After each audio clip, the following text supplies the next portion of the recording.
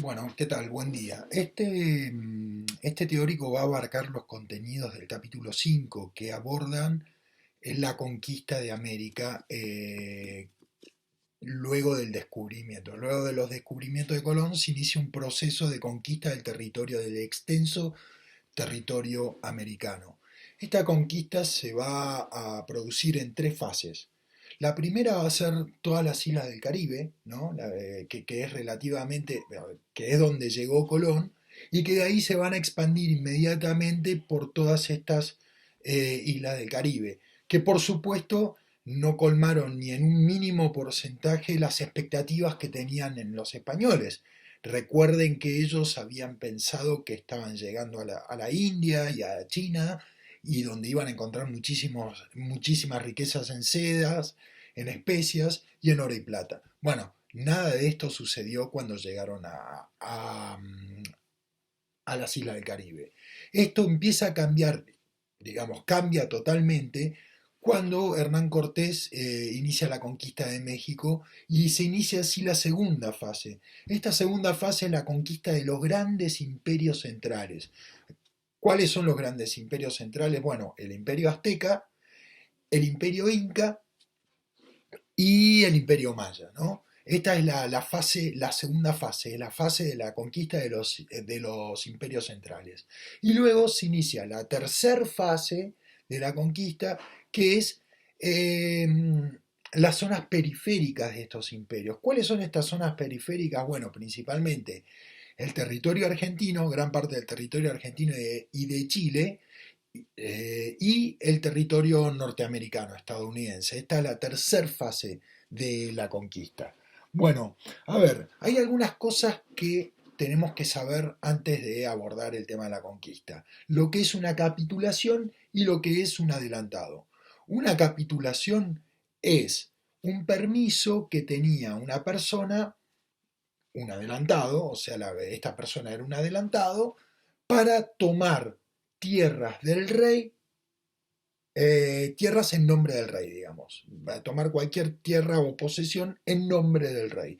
Eso era una capitulación. Sin esta capitulación no eras más que un pirata, digamos, ¿eh? Y cualquier tipo de posesión que tomes no iba a tener valor, digamos, legal. Y la otra era el ser adelantado. Un adelantado, bueno, ¿quién es un adelantado? Aquel que tiene esa capitulación que le permite tomar tierras en nombre del rey. ¿Cuáles son los móviles de esta conquista? Bueno, estas eran cosas muy peligrosas, emprendimientos muy complejos, muy peligrosos, que se manejaban en un alto grado de incertidumbre, porque nunca sabías si realmente ibas a llegar al Dorado, o si ibas a llegar o no a Asia, si la Tierra era redonda o te ibas a caer por el horizonte. Entonces, estas cosas tienen que tener móviles. Algo tiene que impulsar a una persona a hacer este tipo de cosas. No es simplemente la conquista de lo inútil. Entonces, ¿cuáles son esas cosas que mueven a esta gente? Bueno, el oro y la plata, principalmente, a ver, vamos a pensar una cosa. Las coronas, en todo este proceso de centralización del poder monárquico, consolidación de los estados-nación y guerras permanentes en Europa, la guerra de los 30 años, pero antes de la guerra de los 30 años, la guerra de los 100 años, la guerra de este. Bueno, estaba plagado de guerras y de enfrentamientos, la lucha contra los musulmanes. Bueno, todo esto requería de mucho oro y plata, ¿no? Cualquier guerra sale mucho dinero y más las guerras que estaban tomando una dimensión muy tecnológica en este momento necesitaban de mucho oro y plata. Pero al mismo tiempo, estos conquistadores eran gente que no tenía mucha plata. Lo que no tiene que ver con que no hayan sido descendientes de nobles. Generalmente se quiere entender que este proceso de conquista era de básicamente rufianes y patanes que lo único que querían era oro y plata. Y bueno, y también nosotros si indagamos un poco en la conquista nos podemos dar cuenta que esto no era tan así. Lo que pasaba que en ese momento heredaban los títulos de nobleza y las riquezas de la familia las heredaban los primogénitos. Después tenías al segundo que se dedicaba a la guerra, al tercero que era sacerdote y el cuarto, bueno, no le quedaba nada. Y posiblemente los cuartos hijos, muchos hayan venido acá a la conquista, ¿qué? A buscar oro, plata, estatus, riqueza, gloria y fama. Esos son los grandes motivos. Pero también había un motivo espiritual que no podemos dejar de lado. Recuerden que principalmente en España el espíritu de conquista, de cruzada, estaba muy desarrollado. ¿Qué es el espíritu de cruzada? Bueno, el espíritu de luchar, de la lucha contra el infiel. La guerra de ¿cómo es? La guerra española por la ocupación del territorio, digamos, eh, de reconquista, la guerra de reconquista española, se basó en la guerra contra los musulmanes que habían ocupado la gran mayoría del territorio español. Entonces, cómo los reinos cristianos fueron expulsando a los infieles y a los musulmanes. Esto desarrolló el espíritu de cruzada en los españoles, de lucha contra el infiel, que fue un móvil bastante importante, este de expandir la fe por el globo. Bueno, y finalmente tenemos la conquista se desarrolló con la organización de una institución que es la encomienda. ¿Qué es la encomienda? Bueno, a todos estos adelantados, conquistadores y demás, se les daba en encomienda un territorio con una gran población indígena. Esta población indígena tenía que pagarle tributo a este señor y en cierta manera la corona les encomendaba estos indios para que este conquistador los cambie a la verdadera fe. Eso era una encomienda, ¿no? Un permiso, vos tenés a cargo tuyo, se te encomienda este número de indígenas, digamos, que vivían en diferentes poblaciones, ¿no? Bueno, luego ahí vamos a entrar puntualmente en la primer conquista, ya en la segunda fase de la conquista, que es la conquista del Imperio Azteca. En 1519, desde la gobernación de Cuba, desde la isla de Cuba, Hernán Cortés tiene español, se le da la orden de reconocer la costa de una nueva isla o que no se sabía bien qué era, que era México, ¿no? Entonces tenía que recorrer todo Yucatán para hacer un reconocimiento de esta costa. En este reconocimiento, Cortés pasa por la isla de Cozumel y demás, y llega hasta la playa de lo que hoy es Veracruz, ¿no? El puerto de Veracruz. Ya para esta altura Cortés se había dado cuenta que lo que había más allá del puerto de Santa Cruz, tierra adentro, era un esplendoroso imperio lleno de oro y riqueza, ¿no? Ya se había enterado. Pero Cortés no fue ni con requerimientos, ¿se acuerdan lo que es el requerimiento? Ni tampoco fue mandado como adelantado. Por lo tanto, no tenía permiso de tomar tierras en nombre del rey, por lo tanto, no tendría permiso para iniciar un proceso de conquista.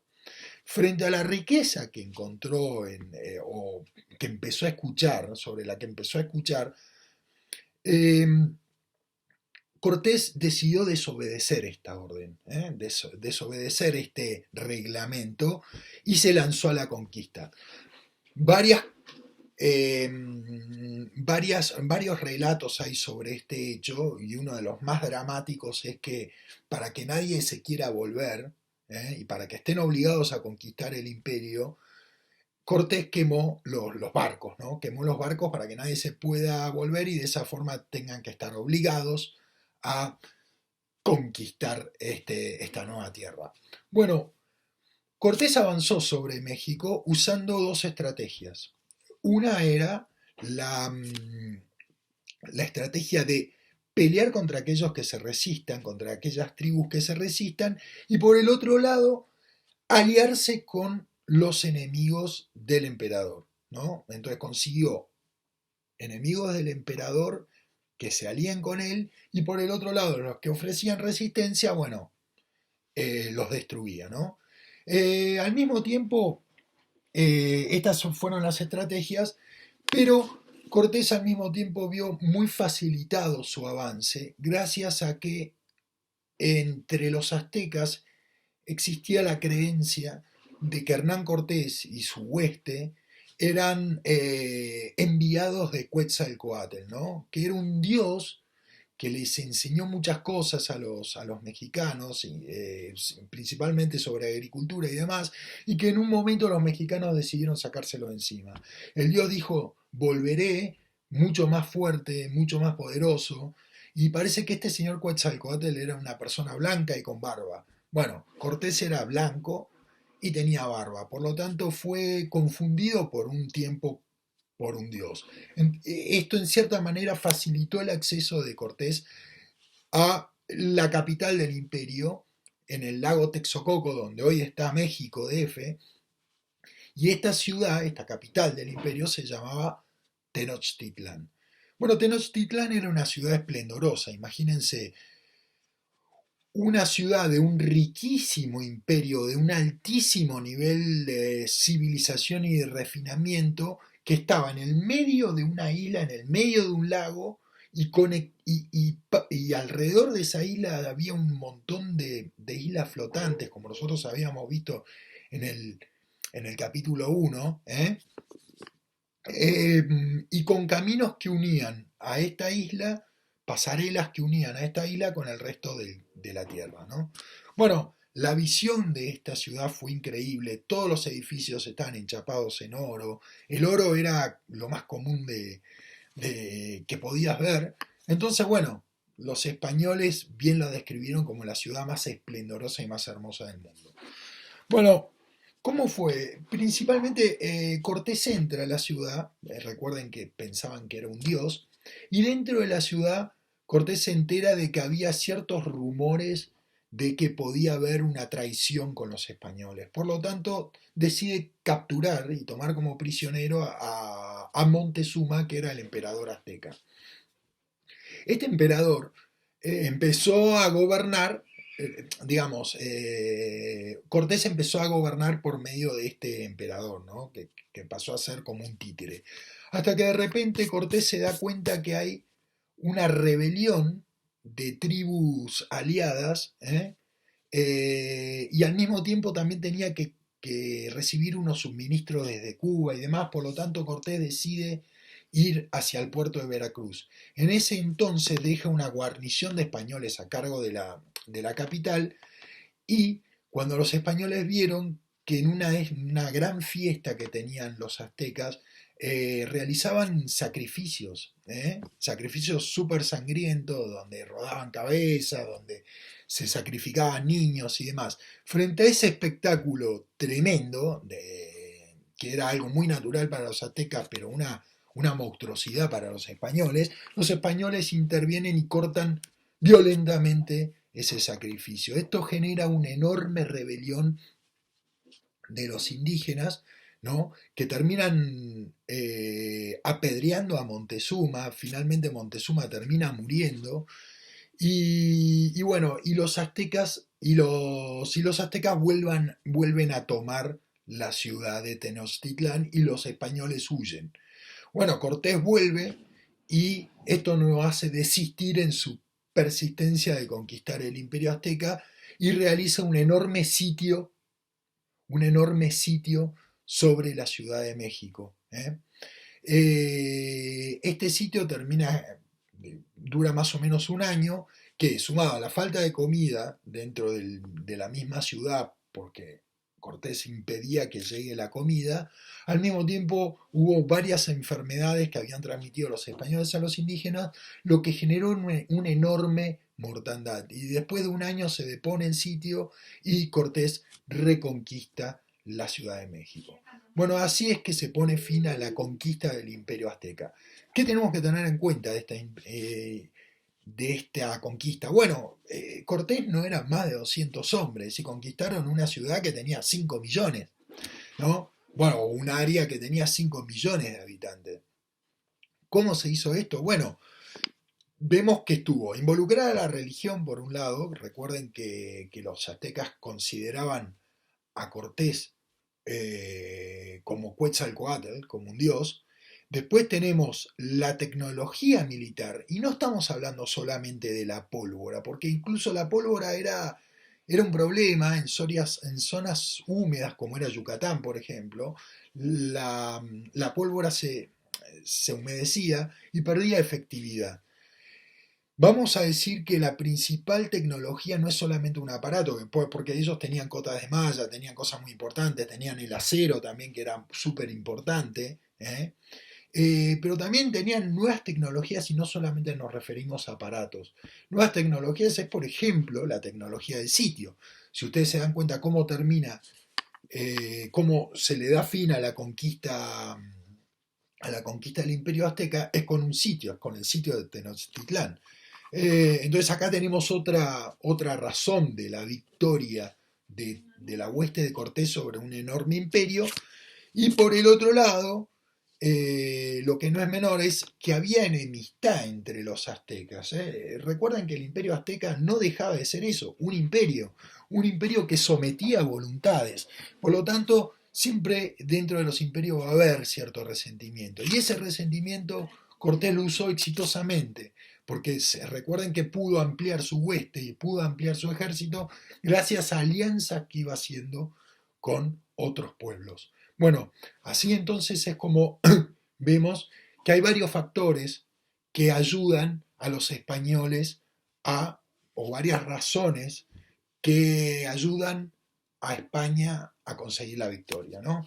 Finalmente, el otro imperio, que ya nos trasladamos de Centroamérica o de Norteamérica, como algunos llaman a México, ¿no? México es parte de Norteamérica, nos trasladamos a Sudamérica, más precisamente a Perú, donde, donde estaba el otro gran imperio, digamos, ¿no?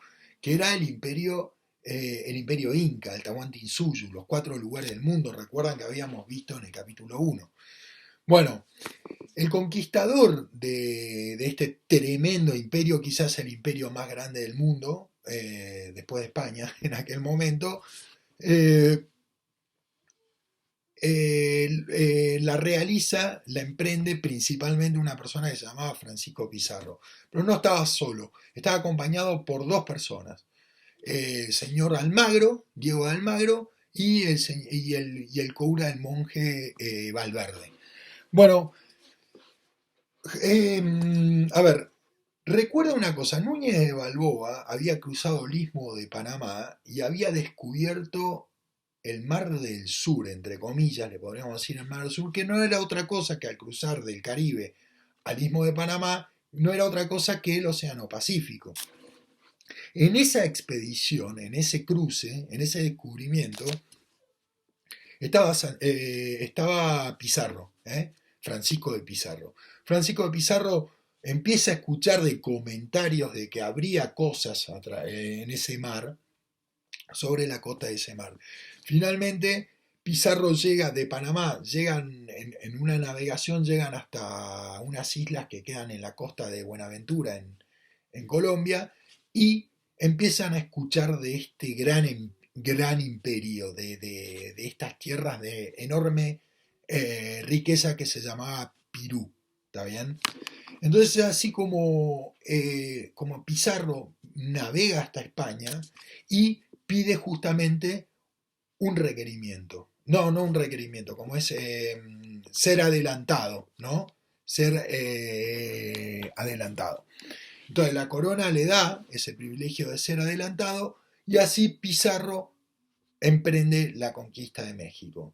¿Qué es lo primero que se da cuenta mientras navegaba hacia México, ya en la ciudad de lo que hoy es la ciudad de Tumbes, que fue la primera fundación española en la costa del Pacífico, la ciudad de Tumbes, ya se da cuenta que dentro del imperio azteca había una guerra civil entre 2 hijos de Manco Cápac, que fue el último inca. Eh, no, de Huayna Cápac, perdón, de Huayna Cápac, que eran entre 2 hijos de Huayna Cápac, que eran Huáscar, que estaba en la ciudad de Cusco, y el señor Atahualpa, que se encontraba en una parte del imperio en la ciudad de Cajamarca. Bueno, finalmente la guerra la ganó Atahualpa, por lo tanto directamente Pizarro se dirige a Cajamarca, que es donde estaba Atahualpa. Bueno, Hay tres versiones diferentes sobre este encuentro. Una es que los españoles, Valverde le lee el requerimiento.